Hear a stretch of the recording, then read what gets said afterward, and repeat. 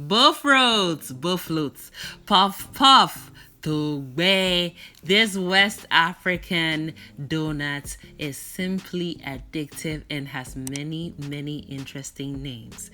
I bring you a rich version made with bread flour. Stay tuned and watch to the end. The outcome will blow your socks off. Here is the bread flour, and I am essentially combining all my dry ingredients. So next is some salt, followed by some granulated sugar.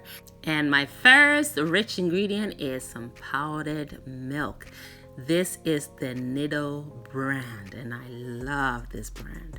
So I'm adding 4 tablespoons full of it into the dry mixture. I recently experimented with this recipe and used bread flour to make it, as that was all I had on hand, and I was surprised. Pleasantly so. Keep on watching, I'll tell you all about it. Now I've added 2 tablespoons of dry active yeast. All right, so we're going to stir everything together. Now this yeast I've already tested and I know it will work. So I don't need to proof or bloom it. Now here I have some lukewarm water coming from the tap. So this water is going to be kind to your skin. That's how warm you want it. Now we're going to stir the water in bits. So you go in with your clean hand so that you can get the feel of the desired texture or consistency, which is sticky, stretchy, wet, and thick.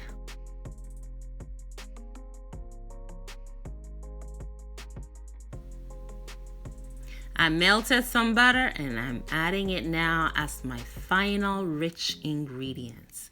All right, so that's gonna get mixed in, and you want that thick, sticky, stretchy, and wet dough. So you're going to need to add some more water. I left the ingredients and the amounts in the description box so you will know exactly how to replicate this recipe. My husband and I recently surprised our daughters with some of these bofrotbo at school. They're 6th and 8th graders. They invited their friends and they tried it and loved it. And then they nicknamed it cake balls. Another interesting, exciting name attributed to this pastry. So anyway, the school requested more, and so here we go. Now, did you see how I had to actually pinch off the dough because it is so gluten rich? That's what bread flour offers, y'all. And the final texture, once it's fried, like I said, will blow your socks off. So keep on watching. Now I've cling filmed it because it's ready to proof, and I'm creating a vent because, believe it or not, yeast is alive and needs to breathe in order to work. And I've also covered it with a kitchen towel and setting it in my oven for it to rise there because it's nice and warm. It took an hour for that to happen. It tripled in size, and that's all I needed. So now it's time to fry.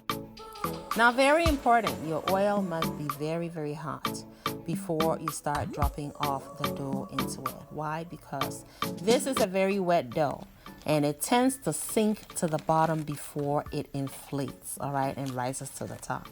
If the oil is not hot enough, it will stay at the bottom and it will start soaking in the oil. All right, so your oil must be at least 375 degrees Fahrenheit if you want to get really technical. Otherwise, just drop a little bit of it in, a little bit of the dough in, and if it rises shortly after you drop it in, or it stays on the top of the oil, then the oil is good to go.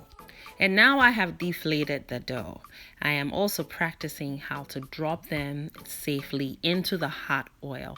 So scoop some and then pinch them off in bits right into that oil, being careful not to splatter any of the oil into your hand. So throwing it back and forth just smoothens the dough, and then you're going to pinch it off right into that oil, just like so.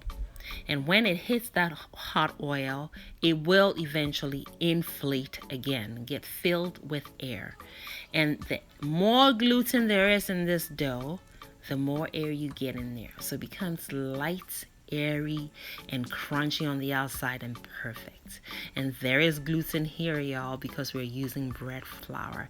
And then another thing that happens too with this is that it gets very chewy, which is an enjoyable texture in this type of pastry. Once you have enough dough dropped into the oil, and you will know that when you don't have any more space to drop any more dough, then you're going to start turning them.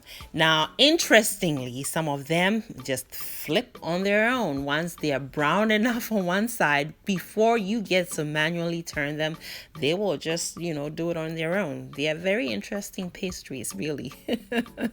All right, that color is looking great. So they're almost out.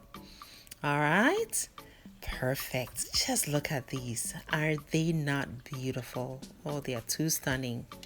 And the crunch on the outside is so worth it. All right, so that's the first batch. All right, so we're going to go on to the next. Please give me a thumbs up if you haven't already, and enjoy the process.